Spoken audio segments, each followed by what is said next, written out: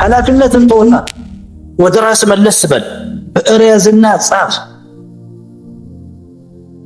አላህ ጋር ሁሉ ነገር ተጽፏል።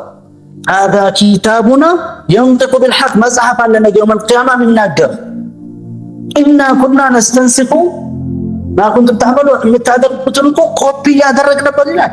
ላኪን ይሄ ኮፒ አይደለም፣ አምላካዊ ኮፒ ኦሪጂናል ነው። አላህ እንዴት እንደሚያደርግ ግን አላህ አለ። የሚያስፈራ የሰው ልጅ ላጋልጥ ቢልህ በቪዲዮ አንስቶ ያመጣሃል። አንድ መጥፎ ነገር ስትሰራ በቪዲዮ ያነሳሃል። አትክደው፣ ራስን ያየህ ለፎቶሾፕ ምናምን እንኳን ቢኖር ማለት ነው ይለያል። በኋላ ሌላ መሳሪያ ተሰርቷል።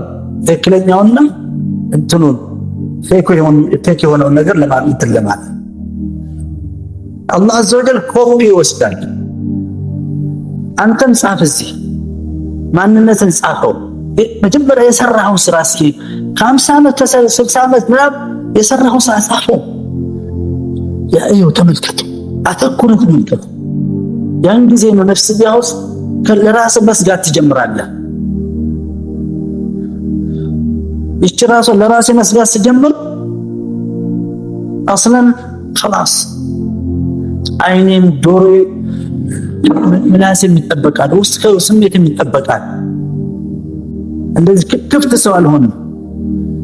ዝም ብዬ በየቦታው ጊዜ የሚያባክን ሰው አልሆንም። ኃላፊነታችን እያንዳንዳችን ራሳችን የማስተካከል ኃላፊነት አለብን።